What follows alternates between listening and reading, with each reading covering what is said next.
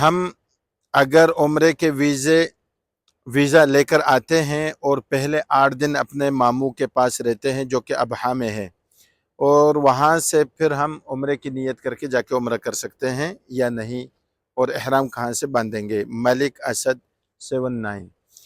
دیکھیں، اپنے ملک سے جب آپ آ رہے ہیں، چاہے انڈیا ہو، پاکستان ہو، کہیں سے بھی آپ آ رہے ہیں، ماموں کے گھر رہنے کی نیت کریں، ٹھیک ہے؟ اگر نیت ماموں کے گھر رہنے کی ہے تو احرام باندھنے کی ضرورت نہیں، کچھ بھی کرنے کی ضرورت نہیں، سیدھا آئیں، ماموں کے گھر رہیں، جتنے دن رہنا ہے، 5 دن، 10 دن، 15 دن، جتنے رہنا ہے۔ پھر اس کے بعد آپ وہیں سے ہی، آپ طائف میں ہیں تو طائف کا میقات الگ ہے، مدینہ میں ہے، مدینہ کا میقات الگ ہے، ابہا میں ہے تو وہاں کا میقات الگ ہے۔ تو آپ جہاں ماموں کا گھر ہے وہیں سے ہی پھر آپ کو اپنی نیت کر کے آپ جائیں، عمرہ کر سکتے ہیں۔ کوئی ضروری نہیں کہ ماموں کی ملاقات کے لیے آ رہے ہیں اور وہیں سے ہی آپ احرام باندھیں گے، ایسا کچھ نہیں ہے۔ نیت لیکن پھر آپ عمرے کی نہ کریں، ملاقات کی کریں، وہاں سے ملاقات کریں، ٹھہریں جتنا دن ٹھہرنا ہے، پھر یہاں سے آپ احرام باندھ کے نیت کر کے آپ جا کے عمرہ کر سکتے ہیں، ماموں کے گھر سے ڈائریکٹ مکہ مکرمہ کی طرف۔